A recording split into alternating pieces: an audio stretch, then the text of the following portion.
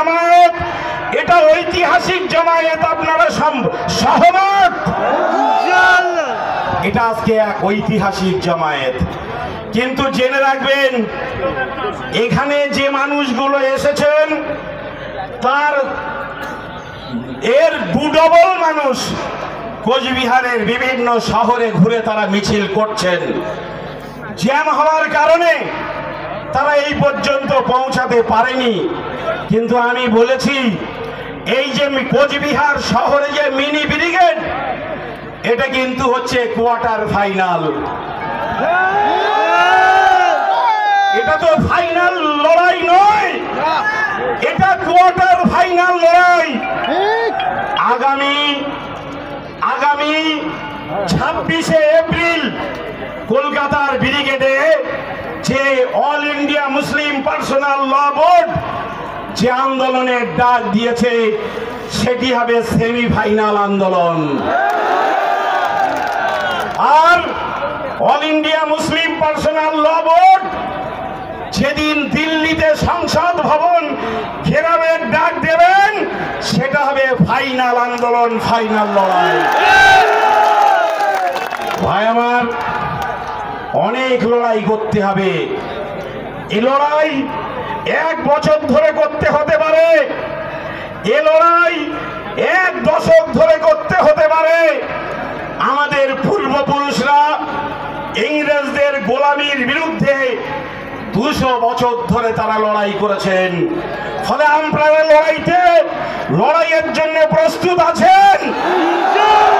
আল্লাহকে সাক্ষী রাখছেন? আল্লাহকে সাক্ষী রাখছেন? কিয়ামতের ময়দানে যদি এই কোচবিহারের ছবি দেখানো হয়, সেখানে আপনার তোলা হাতটা দেখতে পাবেন তো? তাহলে যে যেখানে আছেন হাত তুলে রাখুন। নারায়ে তাকবীর, নারায়ে তাকবীর। নিশ্চয়ই মহান আল্লাহ রাব্বুল আলামিন আমাদের এই আন্দোলনকে কবুল করবেন। আমিন। ওয়াকফ নিয়ে যে কথাগুলো আমার ভাইরা বলেছেন, আপনারা শুনেছেন, আপনারা কষ্ট পাচ্ছেন। আমরা শুধু চেয়েছিলাম মন্দির আর মসজিদের জন্য একই আইন আছে, একই আইন থাকবে। নরেন্দ্র মোদী বললেন মন্দিরের জন্য যে আইন আছে সেটা থাকবে, কিন্তু মসজিদের জন্য আমি আইনকে বরবাদ করে দেব। আমরা এটাকে কোনোভাবে মেনে নিতে পারি না, আমরা এটাকে মেনে নেব না। তাই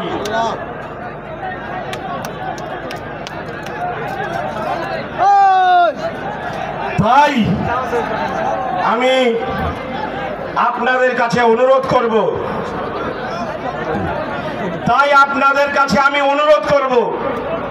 যে আপনারা এই লড়াইয়ের জন্য আজকে কোচবিহারে কষ্ট করে এসেছেন। আপনাদের তৃষ্ণা মেটানোর পানির ব্যবস্থা পর্যন্ত আমরা করতে পারিনি, আপনাদের ক্ষুধা নিবারণের পাউরুটির ব্যবস্থা পর্যন্ত আমরা করতে পারিনি। তারপরেও আমাদের প্রিয় রসুলের সুন্নাত আছে পেটে পাথর বেঁধে লড়াই করা। প্রিয় রসুল যদি পেটে পাথর বেঁধে লড়াই না করতেন, তাহলে আজকের কিন্তু গোটা পৃথিবীতে এই শান্তির বার্তা পৌঁছাতো না। ঠিক, এই শান্তির বার্তা পৌঁছেছে আমাদের প্রিয় রসুলের কুরবানি আর ত্যাগের মধ্য দিয়ে। ফলে আমি আপনাদের কাছে অনুরোধ করব যে আপনাদের যে এই কুরবানি, এটা তখন সফল হবে যেদিন নরেন্দ্র মোদীদের কালা কানুন আমরা প্রত্যাখ্যান করতে বাধ্য করতে পারবো। শেষ অনুরোধ এটা রাখবো আপনাদের কাছে। আপনারা জানেন কৃষক ভাইরা আন্দোলন করেছেন, কৃষক আইন প্রত্যাহার করতে এই দুর্বল অপদার্থ নরেন্দ্র মোদী সরকারকে বাধ্য করিয়েছেন। আমরাও ছিলাম সেই কৃষক আন্দোলনের পক্ষে। দিল্লি পর্যন্ত আন্দোলনে যাব, কিন্তু আন্দোলন হতে হবে শান্তিপূর্ণ। ভাই আমার, এইটা তো জানেন যে আজকে পৃথিবীর বুকে সব থেকে শক্তিশালী বোমা যদি কিছু থাকে তাহলে সেই শক্তিশালী বোমার নাম, সেই শক্তিশালী অস্ত্রের নাম হচ্ছে পারমাণবিক অস্ত্র। কিন্তু শান্তিপূর্ণ আন্দোলনের শক্তি পারমাণবিক অস্ত্রের থেকেও শক্তিশালী। তো সেই জন্যে আমি আপনাদেরকে অনুরোধ করব, এই পৃথিবীর বুকে আমার প্রিয় রাসূল শান্তির বার্তা নিয়ে এসেছিলেন। যদি তিনি শান্তির বার্তা না নিয়ে এসে এই নরেন্দ্র মোদী, আদিত্যনাথ শাহ, যোগী আদিত্যনাথ শাহদের মতো বার্তা দিতেন, তাহলে ওখানেই শেষ হয়ে যেত। আজকে আদিত্যনাথ যোগীরা যে নাফরাত তৈরি করছে, যে দেশ জুড়ে বুলডোজার রাজত্ব কায়েম করতে চাইছে, জেনে রাখবেন মুসলমানদের ক্ষতি করতে পারবেন না। আপনি গেরুয়া পোশাকের অসম্মান করছেন, আর আমার হিন্দু ভাইদের তাদের ধর্মের মধ্যে যে শান্তির বার্তা আছে সেটাকে আপনি অসম্মান করছেন। কোচবিহারের হিন্দু রাজা কিভাবে শাসন চালিয়ে তিনি মুসলমান প্রজাদেরও মন কেড়ে নিয়েছিলেন, শিবাজি কিভাবে মহারাষ্ট্রে শাসন চালিয়ে মুসলিম প্রজাদের মন কেড়ে রেখেছিলেন, কিভাবে আকবর থেকে ঔরঙ্গজেব তারা মুসলমান রাজা কিন্তু হিন্দু প্রজাদের সঙ্গে কিভাবে মন কেড়ে নিয়েছিলেন। আপনারা যদি রাজধর্ম পালন করেন তাহলেই কিন্তু আপনারা ক্ষমতায় থাকতে পারবেন, আর আপনাদের নাম স্বর্ণাক্ষরে লেখা থাকবে। কিন্তু আজকে নরেন্দ্র মোদী, অমিত শাহ, যোগী আদিত্যনাথ, অসমের মুখ্যমন্ত্রী হেমন্ত বিশ্ব শর্মা যেভাবে বুলডোজার দিয়ে অসহায় মানুষের ঘর ভাঙছেন, জেনে রাখবেন আপনাদের এই রাজধর্ম পালন নয়, আপনাদের এই নৈরাজ্যের যে ইতিহাস, ভারতবর্ষের ইতিহাসে তা কালো অক্ষরে লেখা থাকবে। এই পৃথিবীতে যেখানে হিটলারের নাম লেখা আছে তার পাশে নরেন্দ্র মোদীর নাম লেখা থাকবে, তার পাশে অমিত শাহের নাম লেখা থাকবে। ভারতবর্ষে সবাই ক্ষমা করতে পারে, কিন্তু অপরাধকে ইতিহাস কখনো ক্ষমা করে না। তাই আমি আশা করব আমার মুসলিম ভাইরা, তাদের যে আন্দোলন, তাদের যে ত্যাগ, তাদের যে কুরবানি, এই ত্যাগ, কুরবানি, তিতিক্ষা এটা স্বর্ণাক্ষরে লেখা থাকবে। এটা কিন্তু কেউ চাইলেও বিজেপি চায় না। তাই বিজেপি দেখবেন বাড়ি যাওয়ার সময়ও কোথাও কোথাও ফাঁদ পেতে দিতে পারে, কোথাও একটা পাঞ্জাবি পরা ছেলে কোনো আমার হিন্দু ভাইদের পবিত্র স্থান শনি মন্দিরে ঢুকে যেতে পারে, কালী মন্দিরে ঢুকে যেতে পারে। আপনারা কিন্তু ভুলেও ঢুকবেন না। যদি সম্ভব হয় মোবাইলটা খুলে ভিডিও তৈরি করে রাখবেন, পরে জামা খুলে দেখবেন ওটা মুসলমান নয়। কেননা হিন্দু ভাইদের পবিত্র স্থানকে অপবিত্র করার কোন রকম ইচ্ছা মুসলমান যুবকদের নেই। আপনারা সবাই হাত তুলে কিন্তু অঙ্গীকার করেছেন যে আমাদের ধর্মকে আমরা যেমন সুরক্ষা করব, আমরা মন থেকে চাইব আমাদের হিন্দু ভাইদের ধর্মীয় স্থানগুলো একইভাবে সুরক্ষিত থাক, একমত, একইভাবে সুরক্ষিত থাক। ফলে আমরা আইনকে সম্মান জানাবো। অল ইন্ডিয়া মুসলিম পার্সোনাল ল বোর্ড বলেছিলেন,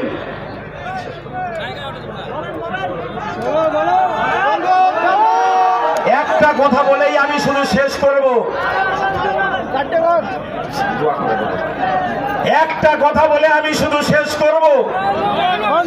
যখন বাবরি মসজিদের মামলা মহামান্য সুপ্রিম কোর্টে চলছিল, মুসলমানরা ওয়াদা করে বলেছিল যে মহামান্য সুপ্রিম কোর্ট যে নির্দেশ দেবেন আমরা সেই নির্দেশ মেনে নেব। মহামান্য সর্বোচ্চ আদালত সুপ্রিম কোর্ট বললেন যে অযোধ্যায় যে জায়গাটা ছিল ওই জায়গা খনন করা হয়েছে, কিন্তু ওখানে মন্দিরের কোনো নাম নিশানা খুঁজে পাওয়া যায়নি। আমার কথা নয়, মহামান্য সুপ্রিম কোর্টের অবজারভেশন বলছেন ওখানে কখনো রাম মন্দির ছিল এটার কোনো দলিল আদালত সব জায়গা থেকে খুঁজেও এটা প্রমাণ করতে পারেনি যে ওখানে রাম মন্দির ছিল। তারপরে বলছেন যে ওখানে বাবরি মসজিদ ছিল, এটা সবাই জানে। মহামান্য সুপ্রিম কোর্ট বলছেন সেই বাবরি মসজিদে মুসলমানরা নামাজ পড়তো, এটাও সবাই জানে।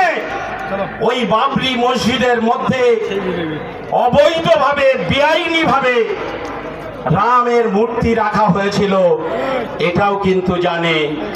বাবরি মসজিদ যারা ভেঙেছিল তারা আইনকে লঙ্ঘন করে তারা বেআইনি কাজ করেছিল, এটাও আদালত মনে করছে। কিন্তু আদালত হিন্দু ভাইদের মন্দির করার ইচ্ছা হয়েছে বলে রাম মন্দিরের অযোধ্যার ওই জায়গাটি, বাবরি মসজিদের জায়গাটি রাম মন্দির করার জন্য ছেড়ে দিল। এটি হচ্ছে বিচার। কিন্তু আমরা যেহেতু মুসলমানরা আদালতের রায়কে সম্মান জানায় তাই মেনে নিলেন। কিন্তু জেনে রাখবেন, আমাদের কিন্তু যখন মসজিদ, একটা মসজিদ নয় গোটা দেশের মসজিদের নিরাপত্তার প্রশ্ন, তখন কিন্তু আমরা কোনো কিছুর সঙ্গে আপোষ করব না। আমি জানি আপনাদের ইচ্ছা থাকলেও আগামী 26শে এপ্রিল এত মানুষকে নিয়ে আমরা ব্রিগেডে যেতে পারবো না। কিন্তু আপনারা যতটা সম্ভব আপনারা চাইবেন যেতে পারবেন। আগামী 26শে এপ্রিল সামনে শনিবারের পরের শনিবারে আপনারা কলকাতার ব্রিগেড প্যারেড গ্রাউন্ডের এই যে সেমিফাইনাল আন্দোলন আর লড়াই, সেটাকে হাত তুলে আপনারা থাকার চেষ্টা করবেন ইনশাআল্লাহ। আপনাদের অনেক কষ্ট হয়েছে, আপনারা কষ্ট করে এসেছেন। আবার আসবো, কেননা আন্দোলন তো আর আজকে শেষ নয়, সম্পর্কটাও আজকে শেষ হয়ে যাবে না। আবার আসবো এই কথা দিয়ে।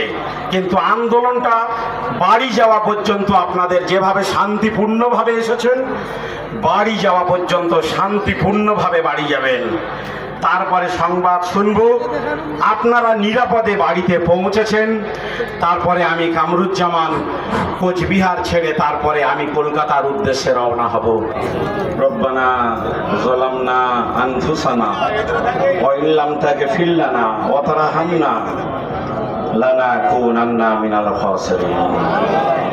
আল্লাহ, আমরা মজলুম হয়ে, জালেমের অত্যাচারে অত্যাচারিত হয়ে আজকের প্রতিবাদ আন্দোলনের পাশাপাশি তোমার দ্বারে দুটি করে খালি হাত তুলেছি। মাওলা, তুমি আমাদেরকে সাহায্য করো। আমার হিন্দু ভাইদের প্রতি তুমি বলেছো তাদের প্রতি কোনো ঘৃণা করা যাবে না। তোমার প্রিয় হাবিব বলেছেন অন্য ভাইদের দেবদেবীকে গালিগালাজ করা যাবে না। আমার ভাইরা তা করে না, অজ্ঞাত বশতেও কেউ তা করে না। কিন্তু তারপরেও নানা ষড়যন্ত্রের শিকার আমরা। মাওলা, তুমি আমাদেরকে ক্ষমা করো, আমাদের ধৈর্য ধারণ করার তৌফিক দান করো, জালেম সরকারের বিরুদ্ধে লড়াই করার মতন হিম্মত দান করো।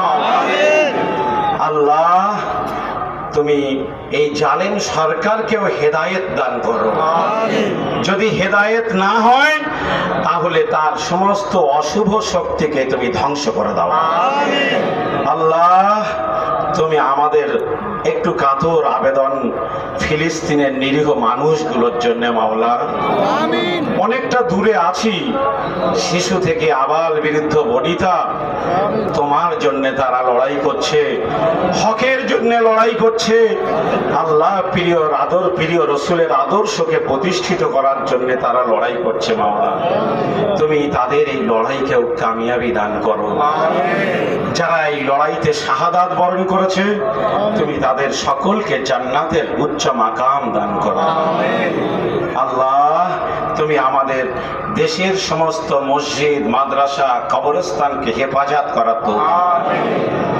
আমাদের পূর্বপুরুষরা যেখানে ঘুমিয়ে আছে, কিয়ামত পর্যন্ত যেখানে ঘুমাবেন, আল্লাহ যে মাটিতে আমরা 5 বার কপাল ঠেকিয়ে আল্লাহর কাছে, তোমার কাছে আমরা আরাধনা করি, আমরা মনে করি সেই ভারতের মাটিও আমাদের কাছে পবিত্র। আল্লাহ, এখানকার প্রত্যেকটা পানিও পবিত্র, পানির কণা পবিত্র। আল্লাহ, এই ভারতে আমরা শেষ দিন পর্যন্ত বেঁচে থেকে এই ভারতের মাটিতেই আমরা কবরস্থ হতে চাই, এখানে চিরনিদ্রায় শায়িত হতে চাই। আল্লাহ, তুমি আমাদের মনের সেই ইচ্ছাকে কবুল করে নাও। যারা আমার হিন্দু ভাইদেরকে, টুপিওয়ালা, টুপি পরা মুসলমান ভাইদের শত্রু হিসাবে চিহ্নিত করতে চাইছে, তুমি তাদের অশুভ চক্রান্তকে ব্যর্থ করে দাও। আর বিগত দিনে যেমন হিন্দু মুসলমান কাঁধে কাঁধ মিলিয়ে, শিখ ইসাই কাঁধে কাঁধ মিলিয়ে এ ভারতবর্ষের ঐক্য, এ ভারতবর্ষের সম্প্রীতি, সৌহার্দ্য, সৌভ্রাতৃত্ব, ভাইচারাকে প্রতিষ্ঠিত রেখেছেন, আমরাও তা রাখতে চাই।